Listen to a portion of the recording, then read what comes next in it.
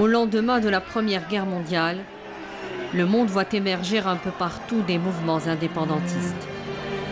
Ils annoncent la fin des empires et l'affirmation des nations.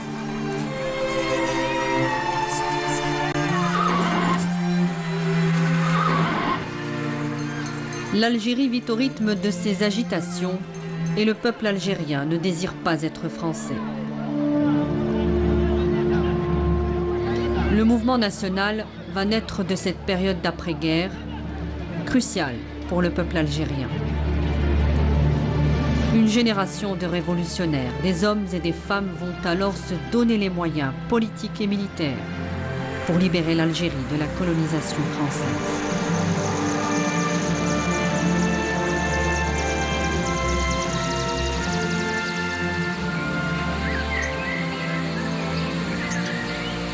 Parmi ces hommes, Mohamed El-Arbi Ben Mehdi, né en 1923 au Douar el-Kouahi, non loin de Ain Lila, dans la zaouia d'un de ses ancêtres, c'est l'Arbi. D'où les deux prénoms, Mohamed et l'Arbi. Je crois que l'enfance de l'Arbi Ben Mehdi a déterminé tout son devenir, d'abord d'homme et de politique par la suite, et dans son engagement. Il est né à une période, disons, où en Algérie il se passait pratiquement très peu de choses politiquement, mais où tout était en gestation, sinon en naissance. Il y a une agitation permanente dans la région.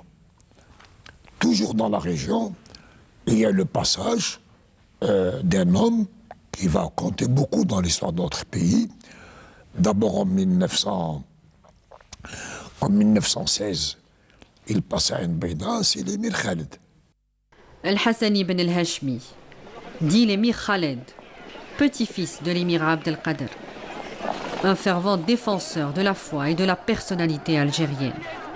Il est le précurseur du mouvement nationaliste algérien. La religion de l'islam était à l'époque non seulement la religion du peuple algérien, mais c'était une arme pour le peuple algérien aussi. Comme était, la langue arabe était aussi une arme. Les langues du peuple, que ce soit amazigh dans les régions amazigophones, que ce soit l'arabe dans les régions arabophones d'Algérie, c'était des armes. Et l'islam était une arme qui était d'abord qui déterminait l'identité différente de celle de l'occupant et qui déterminait également la volonté de s'émanciper de cette identité qu'on voulait lui inculquer par la force. La première grande idée politique, mais tout à fait novatrice à l'époque de l'émir Khaled, c'est que nous étions des Algériens. C'était un coup de tonnerre. Alors que dans la société traditionnelle algérienne, nous avions des identités tribales, ou régionales, ou claniques, voilà un homme qui vient de vous dire que vous êtes plus que votre identité régionale ou tribale, vous avez une identité algérienne. C'est une véritable révolution culturelle. L'émir Khaled marque ainsi le début d'un mouvement national pour l'indépendance de l'Algérie. Dans ses interventions publiques et jusque dans les colonnes de son journal Iqdem, il s'impose comme un véritable pédagogue de l'identité algérienne. Les notables, dits les vieux turbans, et l'administration coloniale vont alors le combattre ardemment.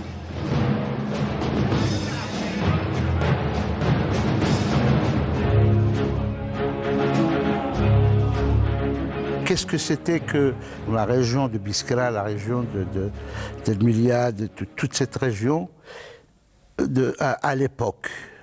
C'était vraiment un désert économique. Les gens vivotaient, c'était une agriculture vivrière, c'était une agriculture essentiellement agricole, une région essentiellement agricole. Biskra, c'est les portes du sud. Et le mode d'organisation était de laisser la gestion des populations arabes au Bachara. Et le Bachara qui était là-bas, ben c'était le descendant de Bengana, celui qui a aidé à la prise de Zaatcha, celui qui a coupé les oreilles, c'était un de ses descendants. Et nous étions donc dans une région où il y avait amalgame, alliance, entre le système de domination coloniale et le système d'oppression féodale. Bon, comment est-ce qu'on peut expliquer à un deuxième qu'est-ce que c'est qu'un système d'oppression féodale? Alors, je vais prendre un exemple proche de celui de Ben Mehdi. À Tolga, il y avait un membre des ulama qui s'appelait Shibbah al-Mekki, qui était dans le théâtre, c'est pour ça que et qui va, à un moment donné, jouer dans une pièce où il critique le système féodal. Et Ben Gana va donner l'ordre de le prendre, de l'emprisonner, mais pas dans l'emprisonner dans les prisons françaises, non, dans l'emprisonner chez lui. Ça veut dire dans le système répressif et carcéral qui était laissé à la discrétion des Bachara et des Khaïd.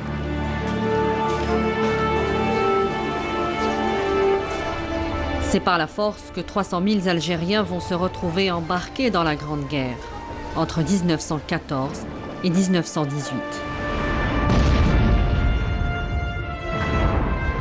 25 000 d'entre eux vont perdre la vie dans les tranchées de la Première Guerre mondiale au nom de l'impôt du sang. Cette guerre va laisser des blessures profondes dans la société algérienne. Est-ce que Ben Mehdi pouvait être sensible à ces questions? Oui. Parce qu'il habite et il grandit dans une région où l'écho de la Première Guerre mondiale est intense. D'abord, il y a eu une résistance contre la conscription. Ça a été français. Et cette résistance a été organisée. Elle a été organisée, il y a eu des chefs de ce mouvement anti-conscription qui sont devenus des bandits d'honneur. Ils sont donc dans la montagne, ils sont des groupes, ils sont là. Cette conscription a laissé une blessure profonde, extrêmement profonde, dans le souvenir, dans la mémoire algérienne.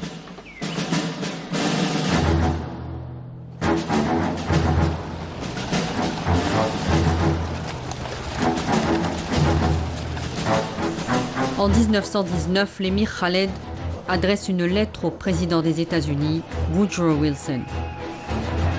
Dans cette missive, il lui rappelle sa propre déclaration sur le droit des peuples à disposer d'eux-mêmes et qu'aucun peuple ne peut être contraint de vivre sous une souveraineté qu'il répudie. Il demandera à l'occasion le droit d'assister à la conférence de Versailles pour des délégués choisis librement par le peuple algérien, sous l'égide de la Société des Nations.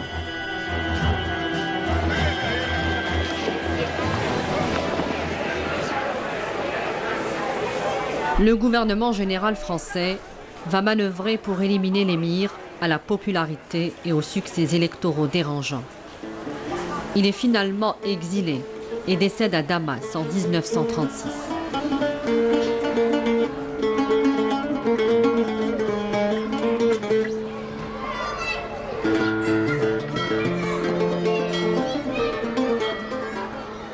Après des études coraniques dans la Zawiya, le jeune Larbi fréquentera l'école française, d'où il obtiendra le certificat d'études primaires en 1937 à Batna. Cette entrée de l'Arbi, de Mohamed l'Arbi Ben Mehdi à l'école française est un signe qu'il faut indiquer à nos plus jeunes, aux plus jeunes Algériens. C'est l'époque où il y a comme une décision nationale, non écrite, qui n'est pas dictée par un parti politique, où les Algériens commencent à envoyer leurs enfants dans l'école française. Avant, ils considéraient qu'il y avait risque de la dépersonnalisation. Puis à partir de 1920, et surtout vers 1930, on décidé d'envoyer les enfants dans l'école française. En plus des armes qui étaient les armes de l'identité, les langues de l'identité nationale, il y avait cette arme à récupérer, cette arme, ce que Khatib Yassine appellera plusieurs années plus tard le butin de guerre.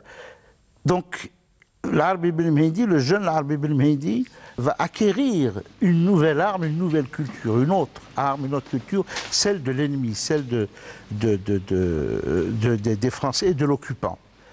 Donc c'est ça, c'est ce faisceau de faits de sa naissance, c'est-à-dire du milieu de sa naissance, de sa culture originelle, de celle qu'il va acquérir, qui va faire de lui ce qu'il va devenir, c'est-à-dire l'éveil va se faire, l'éveil politique va se faire assez tôt d'ailleurs pour l'Arbi ibn Mehdi. Créé par des militants réformistes, le scoutisme, principal mouvement de la jeunesse algérienne, voit le jour en 1930. Très vite, il devient le creuset du nationalisme algérien et épouse les idées indépendantistes du PPA-MTLD. Ibn Mehdi, très jeune, entrera dans les scouts. Et donc, très jeune, il va rencontrer l'organisation de la jeunesse qui va être le principal propagateur de l'idée que nous étions plus que des musulmans, plus que des berbères, plus que des chaouis, des kabyles, des mozabites, des oranais, nous étions algériens. Les jeunesses du PPA, c'était les scouts, c'était la formation des scouts. Et il y avait bien sûr l'enseignement nationaliste, ce n'étaient pas des cours qui étaient dispensés, ça se transmettait par les plus âgés, apprenaient aux plus jeunes et ainsi de suite. Ça se transmettait. Et ce n'est pas un hasard si la majorité des gens qui ont la majorité de ceux qui constitueront l'os sont pratiquement tous passés par le scoutisme.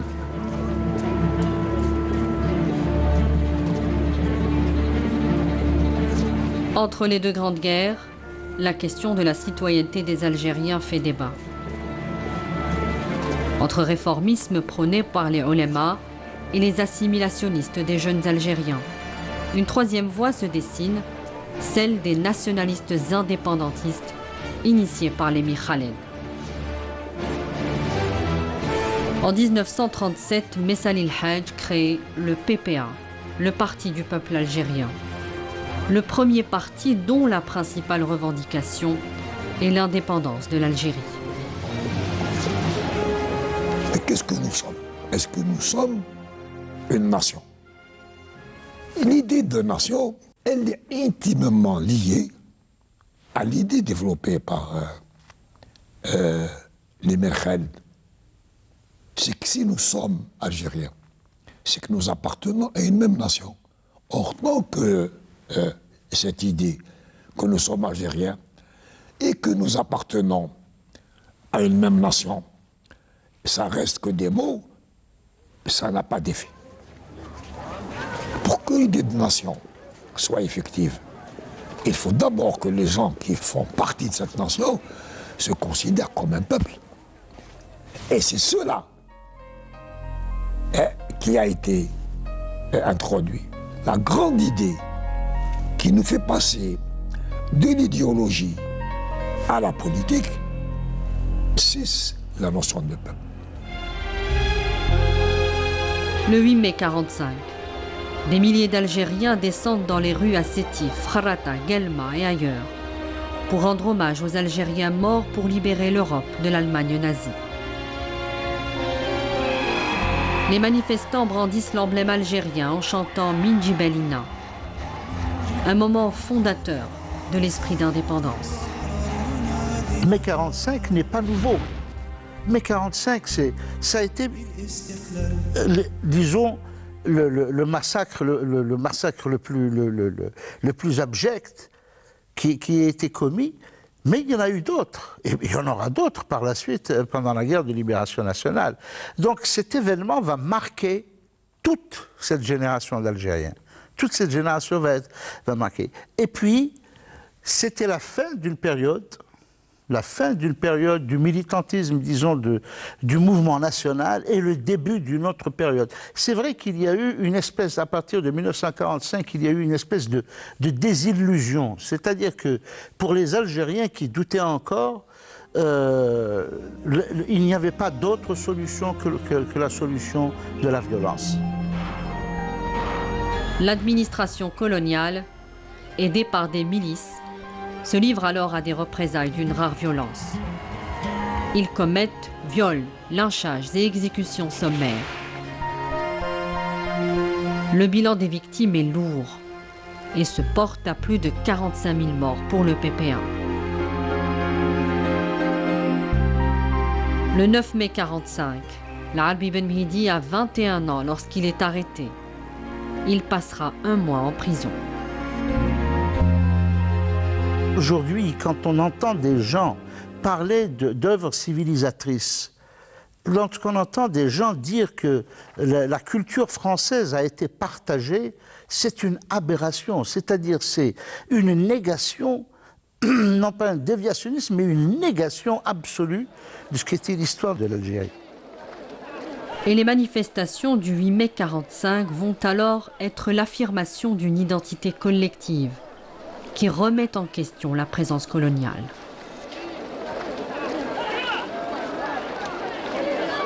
Entre réformisme et révolution, il faut choisir, car la question de se débarrasser du colonialisme se pose désormais avec acuité à l'ensemble du mouvement national. À l'intérieur de l'ensemble du mouvement national, c'est-à-dire Ulama, PPA, UDMA, PCA, etc., il y avait la question de savoir est-ce qu'il fallait faire une réforme ou la révolution. Mais à l'intérieur du PPA lui-même, cette question se posait aussi. Allez, comment on va faire? Allez, on va suivre la voie des élections, la voie, malgré la tricherie du système colonial, à l'administration, ou alors il faut renverser le système colonial. Il faut le renverser autrement que par la réforme. Il y avait les partisans, ceux qui étaient partisans de la participation aux élections. Et il y avait les pour et les contre dans ce n'était pas un conflit en fait, c'était un grand débat. Parce que ceux qui étaient pour la voie électorale disaient que cela nous permettra de faire connaître notre programme. Et de toutes les façons, nous pouvons garder le PPA, c'est-à-dire le PPA, parce qu'on ne l'appelait pas le PPA, avait été dissous. En 1939, il avait été dissous, donc il n'existait pas. Et on pourrait garder le PPA comme structure clandestine et le MTLD comme structure apparente du PPA. C'est la partie visible de l'iceberg. Par exemple, bon, il est connu aujourd'hui que les ulama étaient réformistes, islahiens. Et quelle était la voie des ulama? C'était de réformer la société. C'est quand les Algériens auront accédé à un niveau culturel, d'instruction, de culture suffisant pour qu'ils pourront alors revendiquer l'autodirection, l'autodétermination, l'autogestion de leur pays. Mais avant, c'est non. On n'est pas encore prêt. Tandis que la procédure révolutionnaire, celle auquel donc va adhérer Ben Mehdi, Ben Boulaid, etc., c'est dire non, on ne peut pas réformer la société. Et donc la libérer de ces mots. Et à l'époque, les mots étaient nombreux. C'est le colonialisme, on le comprend. C'est par la récupération de la souveraineté nationale par la mise en place d'un État national que nous pourrons alors réformer la société.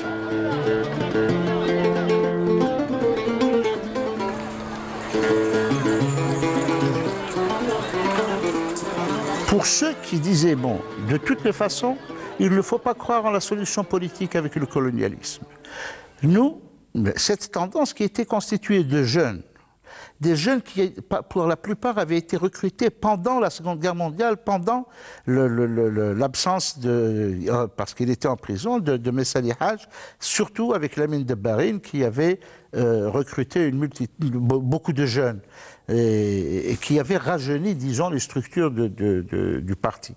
Donc cette tendance jeune va imposer la création de l'OS, qui est une structure, disons, comme c'est une organisation spéciale et non pas secrète. C'est l'organisation spéciale qui envisageait la solution militaire. Le premier chef de cette organisation paramilitaire est Mohamed Belouizdad. Malade, il est très vite remplacé par son adjoint, Hussein Ait Ahmed. L'Arbi Ben Mhidi est alors lui-même membre du conseil de la zone Est et le chef de l'organisation spéciale à Biskra. D'une façon générale, les jeunes avaient adhéré à cette idée du passage, de l'éventualité du passage à l'action.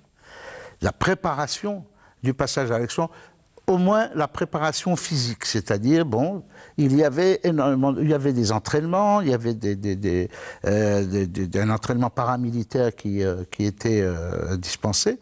Et l'Arbi Ben Mhidi va être, bien entendu, comme un des leaders, il était leader dans sa région, donc un des responsables de l'OS dans sa région. Après la crise dite berbériste au sein du PPA en 1949, Ben Bella est désigné à la tête de l'OS, l'organisation spéciale. Ce qu'on a appelé la crise berbériste était une crise politique une crise de génération au sein du PPA-MTLD. C'était en fait un affrontement entre les leaders, les principaux leaders, Lamine Debarine et Messali Hadj, qui a donné la crise. Parce qu'on a accusé tous ces jeunes qui justement avaient été recrutés par Lamine Debarine de berbéristes, de faire un travail fractionnel. Or, il n'y avait pas plus de travail fractionnel à cette période que dans les périodes avant. Le mouvement berbère, ce qu'on a appelé le mouvement berbériste, c'était le MRB, c'était le mouvement de la Renaissance berbère, qui était un mouvement strictement culturel. Mais la presse coloniale s'en est emparée. On avait parlé de PPA contre PPK, on avait parlé c'est un journal d'ailleurs, c'est l'Écho d'Alger, je crois, oui, c'est l'Écho d'Alger, qui avait parlé de lutte entre le PPA et le PPK. C'était ce qui était absolument aberrant. En 1950, la police découvre l'OS. L'Arbi Ben Mhidi, alias Hakim, recherché par la police, est muté en Oranie. Toujours à la personnalité de l'Arbi Ben Mhidi, voilà quelqu'un qui a adhéré, tout jeune, selon Melkhedas, c'est en 1943 qu'il a adhéré au PPA. Il évolue à l'intérieur du PPA et il prend de l'épaisseur, Cette épaisseur, il la prend par son caractère. On retrouvera toujours ce caractère de force tranquille chez l'Arbi Ben Mhidi. Ce n'est pas un agité, c'est vraiment la force tranquille. C'est un personnage qui est audacieux dans son tempérament, mais il sait où il met les pieds. Il sait comment évoluer. Et c'est ainsi qu'il se retrouve, il était à l'Est, donc ses qualités, ce n'est pas parce qu'il manquait de responsables de valeurs dans l'Ouest algérien qu'on l'a muté, c'est parce que c'était un personnage qui avait été... qui forçait l'admiration par son efficacité. Et c'est ainsi qu'il se retrouve naturellement, à la tête de la région de l'Oranie.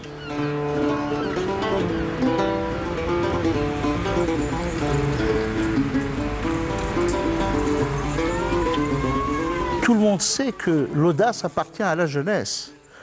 C'est au sein du PPA MTLD, disons du MTLD, parce que c'est la crise était entre ceux qui étaient encore avec les anciennes méthodes, qui étaient encore avec des méthodes de politique politicienne, et des jeunes qui en voulaient, qui voulaient plus. C'est le groupe, ce qu'on appellera le groupe des centralistes, ceux qui ont décidé de mettre fin au culte de la personnalité, c'est-à-dire que les congrès où c'était le président Messali, qui était le président de l'État nord-africain, qui décidait qui va être au sein du comité central, qui va être au sein du bureau politique. C'est lui qui décidait. Ils ont dit qu'il fallait changer de méthode.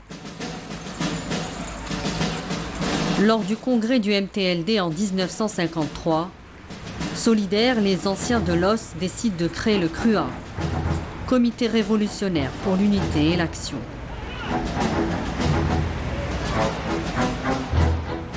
C'est une troisième force qui se démarque des querelles des chefs, dont les principaux animateurs sont Boudiaf, Bitat, Ben Boulaïd, Didouche et Ben Mehidi.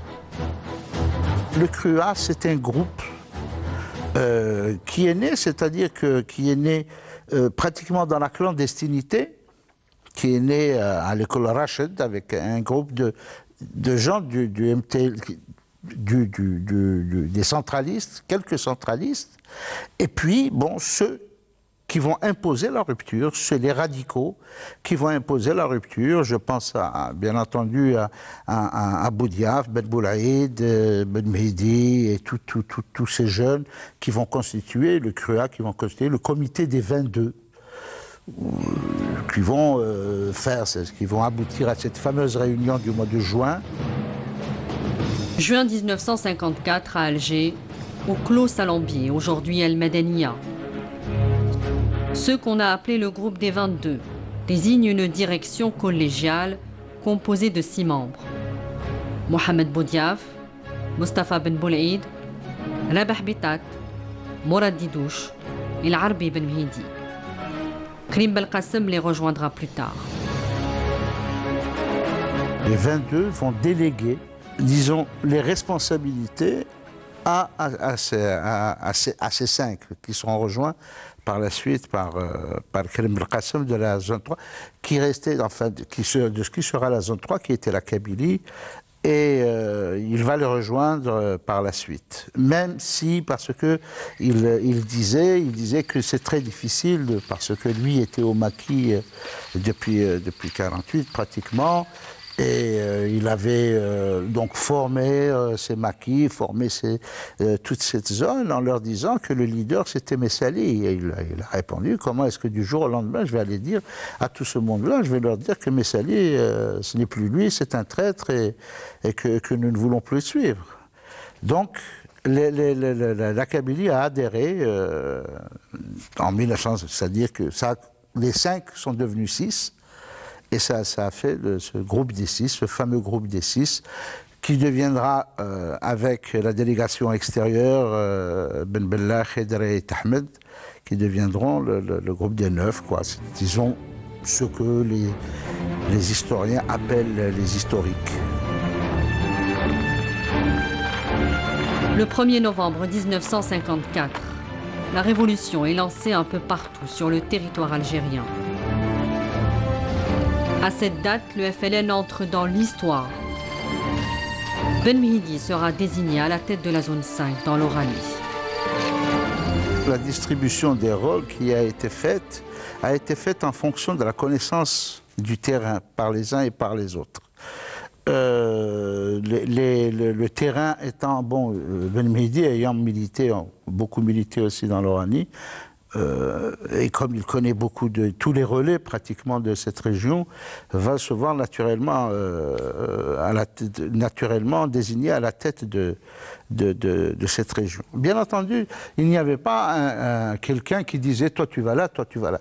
Tout se faisait par la négociation, se faisait dans la direction. Parce que ce qui est tout à fait nouveau, et ceci il faut le souligner, c'est que la révolution algérienne, la guerre de libération nationale, n'a pas été menée, il n'y avait pas un chef, c'était ce qui l'a caractérisé, c'est la direction et la décision collégiale. C'était ça la nouveauté.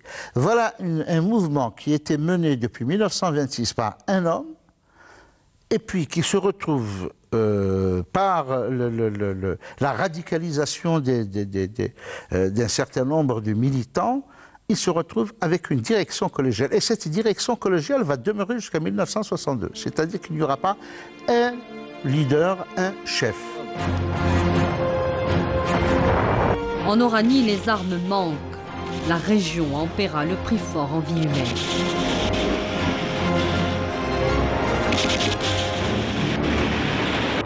Il décide alors d'aller au Caire pour trouver une solution à l'approvisionnement en armes. Ben Mehdi sort à plusieurs reprises. Il va au Maroc à plusieurs reprises, mais il y a un événement qui est marquant, il faut en parler, il va aussi au Caire. Et il va reprocher à ses frères de combat qui étaient au Caire, il va leur reprocher de ne pas avoir fait leur travail en matière de fourniture d'armement. Cette affaire d'armement, cette question de l'armement, on trouvait que la délégation extérieure ne se démenait pas suffisamment pour envoyer des armes à l'intérieur. Le problème des maquis, enfin le problème de la révolution algérienne a toujours été lié à l'armement. Même lorsque, c'est-à-dire même avant la construction de la ligne Chal, l'île Maurice et l'île Chal. Avant cela, il y a toujours eu des questions d'armement, d'acheminement de l'armement. Il va y avoir une altercation, quasiment, entre lui et Ben Bella. Et Ben Mehdi va reprocher à Ben Bella de s'être trop rapproché des Égyptiens et même d'en avoir trop dit, d'avoir dit des secrets. Le président Nasser, dans la grandeur qu'il voulait donner à son pays et également à la Qawmi al-Arabia, la résistance arabe, le mouvement nationaliste arabe, etc., se trouvait que la révolution algérienne était un instrument qu'il pouvait utiliser pour la diffusion de ses idées, pour la diffusion du panarabisme dont il se voulait être le champion. Et ils ont préféré, disons, à Aït Ahmed ou Khidr, ils ont préféré le président Ben Bella. Et donc, le Ben Bella, on l'accusait d'être manipulé par Fethi Dib, très particulièrement le chef des services spéciaux égyptiens, qui était, et puis c'était un petit peu le Pygmalion il se voulait le Pygmalion de cette révolution. Après le 1er novembre, chaque zone s'organise selon les moyens locaux dont elle dispose. Un travail de coordination devient nécessaire, d'où l'idée de réunir tous les chefs de zone du pays, ce qui aboutit le 20 août 1956 au congrès de la Soumam. L'idée serait venue de la zone 2 de Zirot Youssef, qui avait pris le commandement de la zone 2 après la mort de Duch Mourad en janvier, et un courrier aurait été adressé donc par Zirot, adressé au tandem, parce que voilà encore quelque chose d'extraordinaire, c'est le tandem Abban et Ben Mehdi. Sans eux, il n'y aurait pas eu de congrès de la Soumam. Sans Ben Mehdi, et Ben Khedda le dit, sans Ben Mehdi, Abban n'aurait pas tout seul pu réaliser cette prouesse, parce que c'est une prouesse. Ben Abdan a besoin de Ben Mehdi. Pourquoi? Qu'est-ce qui s'est passé entre le 1er novembre 1954 et cette année 1956 où Ben va demander à Ben Mehdi de venir. Parce qu'il a des difficultés. Il a des difficultés à imposer l'idée que la lutte, que la guerre de libération, elle est d'abord un acte politique et non pas un acte militaire. Ben Mehdi va venir, donc il va rentrer sur Alger et il va soutenir Ben Ramdan contre Karim Belkacem. Quand on lit les témoignages et les récits de guerre, c'était deux personnages qui étaient différents l'un de l'autre. Autant Abban était impétueux, était, disons, autoritaire, et autant Ben Mehdi était toujours cette personnalité qui était d'une sérénité extraordinaire. Et ils se sont complétés d'une façon miraculeuse.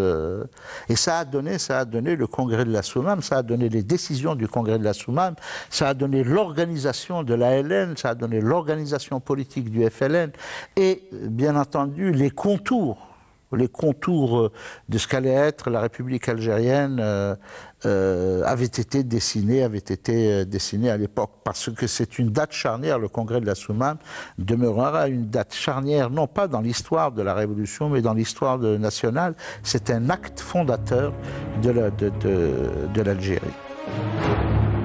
Le 20 août 1956 commencent les travaux du congrès de la Soumam sous la présidence de Ben Mehdi. Abban est chargé du secrétariat. Tout le monde connaît l'histoire du congrès de la Soumam. Le congrès de la Soumam, bon, le texte n'a pas été écrit par Ben Ramdan, comme on le croit. Il a été écrit conjointement par Ben Ramdan et par Ammar Ouzgan, ancien secrétaire général du Parti communiste algérien, exclu du PCA pour nationalisme. Mais il a été supervisé par Ben Mehdi. Sans le poids de Ben Mehdi, il n'y aurait pas eu un congrès de la Soumam possible. Donc il va peser tout son poids, il va présider. Il va présider le congrès de la Soumam, en tout cas il préside le premier jour, et il spécifie bien qu'il participe au congrès de la Soumam en tant que chef de la zone 5. Ceci a été rendu possible parce qu'il y a eu le travail, encore une fois, du tandem Abban-Ben Mehdi pour l'élargissement de la base militante, c'est-à-dire l'élargissement du Front de Libération Nationale. Le Front de Libération Nationale qui était créé en 1954, c'est juste pour... en français, c'est la libération qui était nationale. Mais à partir de 1956, du congrès de la Soumam, c'est le front qui était national, c'est-à-dire enfin élargi à tout, au ulama, élargi à l'UDMA, élargi, et même le système d'adhésion individuelle qui avait été imposé par la direction, des communistes qui se sont également engagés à titre individuel, comme les autres d'ailleurs, comme tous les autres, qui se sont engagés à titre individuel dans le front. Et donc il fallait structurer tout cela. On a structuré l'armée, on a structuré également le politique. Le politique, c'est-à-dire avec le CNRA, avec le comité de coordination et d'exécution.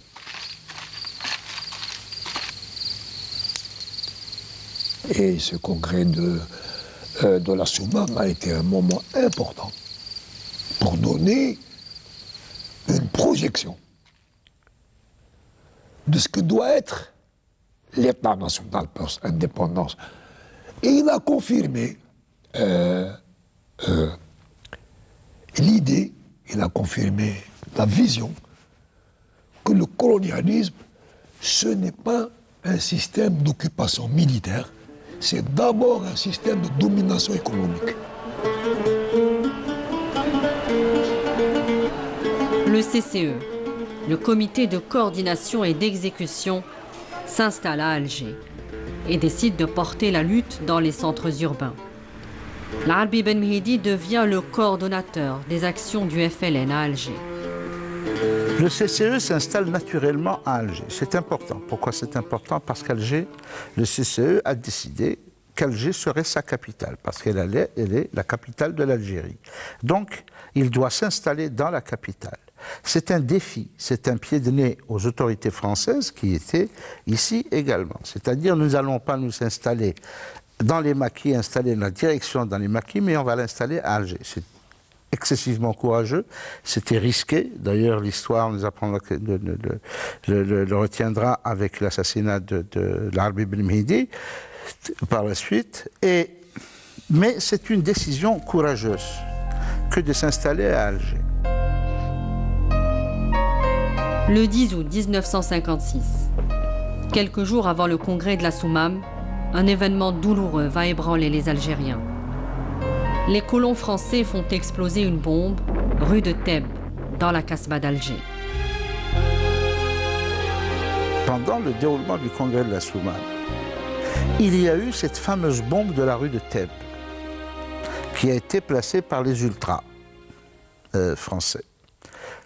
Et cette fameuse bombe de la rue de Thèbes qui a tué plus de 70 personnes et blessé le double, sinon le triple, a été un moment important dans la lutte et l'organisation au niveau de la lutte urbaine dans les villes, et à Alger particulièrement. Le FLN décide de riposter. Il riposte et c'est le départ de ce qu'on va appeler, entre guillemets, la bataille d'Alger, même si je n'aime pas tellement ce terme parce qu'il n'y avait pas de bataille en réalité. L'organisation politico-militaire est confiée, disons que c'était en fait pas le seul Ben Mehdi qui décidait. Il y avait, le CCE qui a pris la décision d'organiser Alger et Ben Mehdi a joué un rôle très particulier parce qu'il a été responsable militaire aussi. Il a organisé ce fameux système pyramidal, etc., d'une façon très très intelligente. Et il confiera bien entendu le terrain très particulièrement à deux personnages, Youssef Saadi et Brahim Chergui, qui était responsable politique, Allah yarhamou, de la zone d'Alger.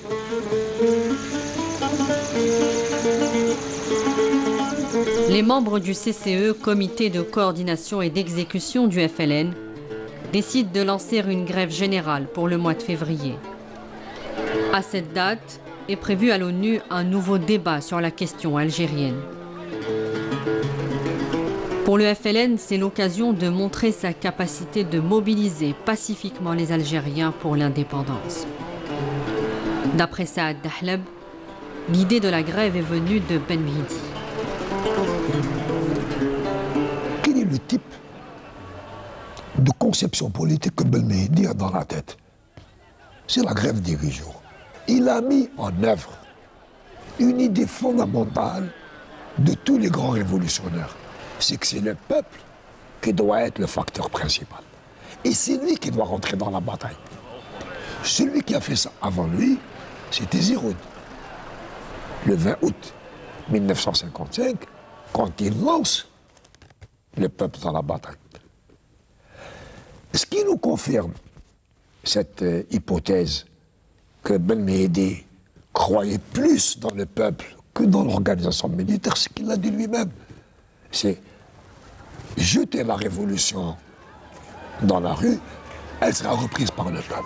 Et donc nous avons ici une des questions très très peu discutées post-indépendance. Quelles étaient les idées de ces Eh bien, ils croyaient au peuple. Ils croyaient réellement au peuple. Les Didouche, les Ziroud, les Ben Mehdi, les Babban, les Ben Mouled. Ils savaient que la force essentielle, c'était le peuple. Décision a été prise au départ de faire un mois de grève. Bon, par la suite, ça s'est atténué. C'était, semble-t-il, Arbi Ben Mehdi qui avait demandé à faire un mois. Ensuite, ils sont descendus à une semaine, c'est-à-dire 8 jours. Et la décision a été, les responsables militaires de l'époque ont trouvé que c'était un peu trop. que cela risquait, c'est-à-dire que c'était un grand risque stratégique et militaire que de s'engager dans une grève aussi longue. Parce qu'une grève de 8 jours, c'est une grève insurrectionnelle, donc il fallait préparer une insurrection généralisée, pour certains. D'autres disaient qu'on ne pourrait pas tenir, que les réseaux des fidayines seraient mis en danger. Il y a eu des reproches plus tard, mais il y a eu des oppositions à l'époque. Ce que la grève de 8 jours, elle a permis le démantèlement de l'organisation militaire. Après donc, la grève de 8 jours, il faut que les jeunes sachent, hein, il y avait 10 000 parachutistes sur la Casbah uniquement. C'est une vie, ça n'a jamais existé dans l'histoire militaire d'aucun pays, et dans aucune guerre.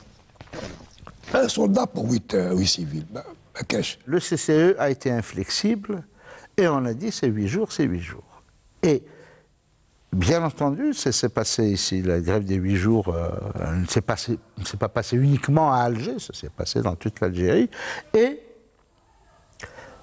le congrès de la Soumam et la décision aussi, c'est une des décisions particulièrement du tandem Ben Mehdi-Abban, c'est de lancer la Fédération de France. Donc ils ont envoyé le Bjaoui à l'époque pour essayer de toutes les façons, avant même l'organisation, la fédération, la grève a été suivie aussi en France. Et ça a été un succès même là-bas. À la fin de la grève, Ben Mehdi quitte la Casbah et s'installe dans la ville européenne. Il y avait la question du logement des leaders du CCE. Ils étaient logés un peu partout. Ils étaient transportés par différents moyens.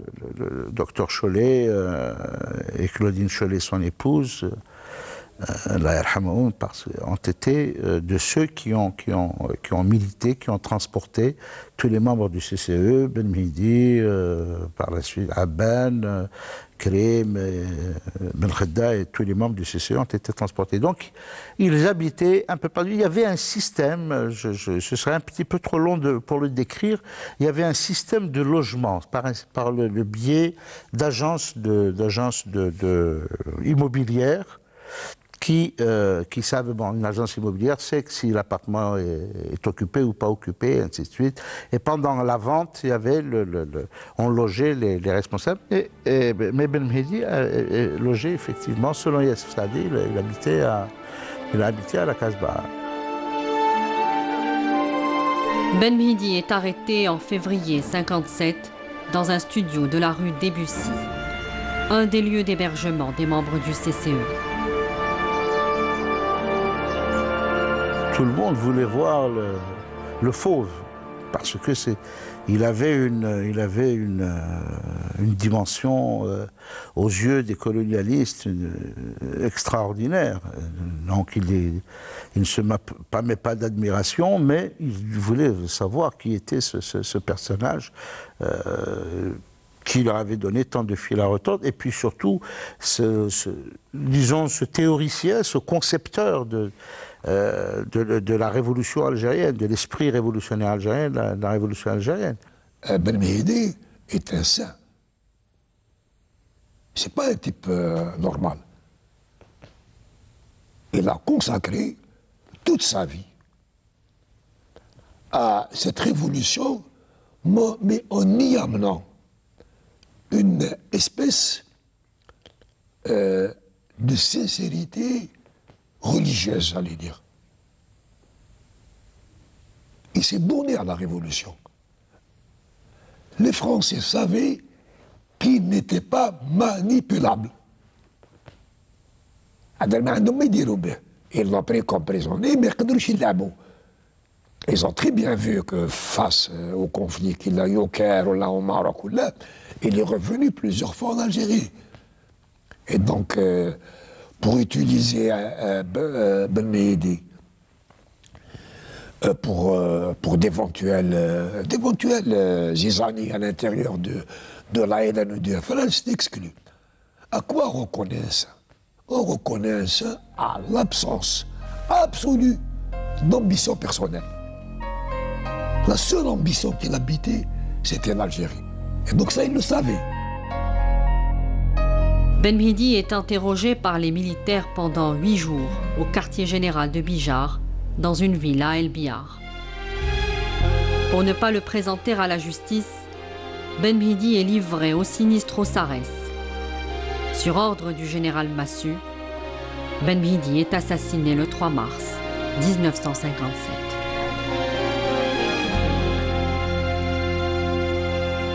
Je crois que la version la plus valable de son assassinat, c'est la version de Sarès, qui raconte cette vérité, parce que c'est sa vérité, pour tremper davantage les politiques français de l'époque. Parce que, bon, ce livre n'a pas été fait comme ça. Le livre de Sarès n'a pas été fait comme ça. C'était davantage, bon, c'était des salades franco-françaises pour gêner François Mitterrand, parce que il était à l'époque responsable de la justice. Et, disons, le commanditaire de tout ce qui se passait au niveau des exécutions, au niveau de la machine à tuer qui était la guillotine, etc.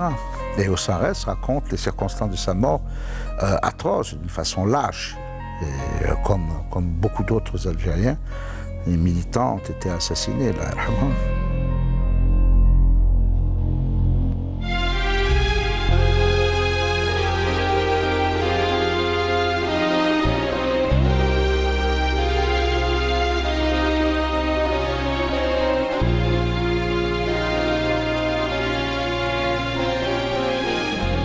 la vraie guerre que l'armée française a menée en Algérie, ce n'est pas une guerre contre l'ALN, ni contre le FLN.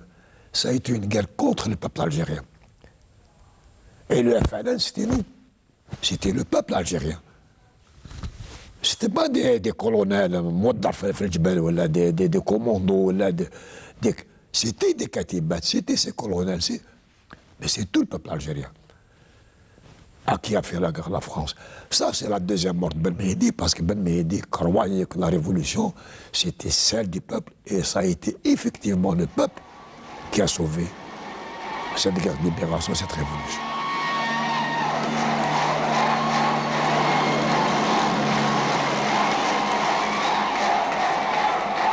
Ce qu'il faut retenir essentiellement de la vie de cet immense militant, qui était l'Arbi Ben Mhidi, c'est cet esprit qu'il a insufflé à la révolution algérienne. C'est cet esprit de conviction que lorsqu'on entreprend quelque chose d'aussi important, il faut non pas se munir simplement des outils nécessaires, des armes nécessaires, mais que ce qui est beaucoup plus important que les armes, c'est